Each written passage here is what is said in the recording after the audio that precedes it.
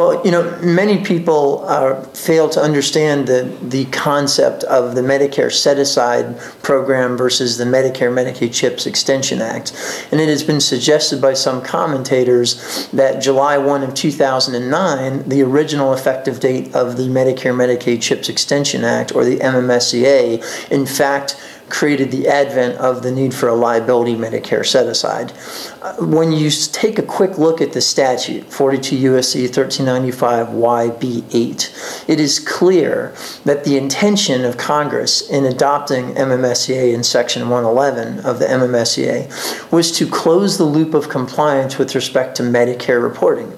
That the simple fact is that where a Medicare beneficiary has had medical expenses paid on his or her behalf by Medicare on the basis or the conditional basis that Medicare would be entitled to reimbursement, there's a federal statute that requires reimbursement.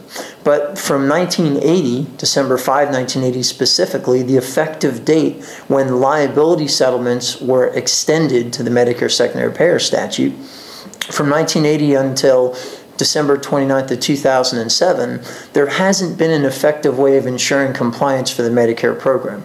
So MMSEA, quite simply, is intended to include a reporting obligation for responsible reporting entities to close the loop on Medicare compliance. If you have a party who's paying a settlement and you have a Medicare beneficiary who's receiving a settlement, and that beneficiary has to reimburse Medicare, what better way to ensure compliance than to have the responsible reporting entity report the same settlement data points as the Medicare beneficiary.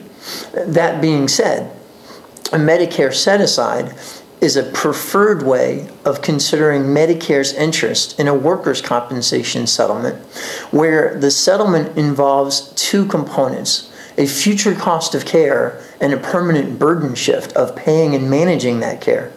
And clearly, when you look at the intent and the statutory language of MMSEA, it relates back to payments that were made in the past. It deals with reporting obligations where the beneficiary is Medicare enrolled. And where the beneficiary is not Medicare enrolled at the time of settlement, there is no reporting obligation. But with Medicare set-asides, the concern is that if a portion of a settlement was specifically carved out to pay for future injury-related medical expenses that Medicare would have otherwise paid for, then to the extent you carve out that amount and you set it aside to pay for those costs of care, you're reducing the pressure of paying for future injury-related care on Medicare. So when you look at the MMSEA and you look at the regulations that relate solely to workers' compensation, because there are no regulations for liability, it's clear that MMSEA is about reporting what happened in the past. And MSAs are about protecting a future obligation in a very limited circumstance. There must be a future cost of care, which is not the same as having a life care plan. That a future cost of care, the regulation 42 CFR 41146 D1 and D2 specifically require a specific allocation for that future cost of care.